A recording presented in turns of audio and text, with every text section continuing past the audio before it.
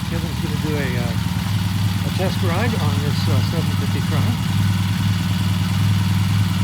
See how it goes.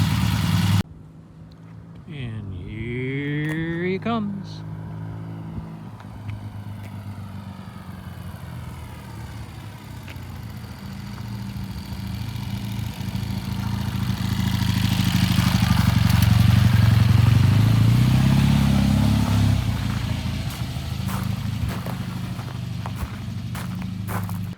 All right, so what do you think? Great test ride. She's fine, you know, it shifts well, stops well, accelerates exceedingly well. You know, I've always had a little bit of a question about the 750 motor versus 650, but this is one of the best 750s I've felt. Okay. So I'm going to turn it over to the owner, and he knows it more familiarly than I do, or you do, and see what he thinks. I'd be surprised if he's not thrilled. Very good.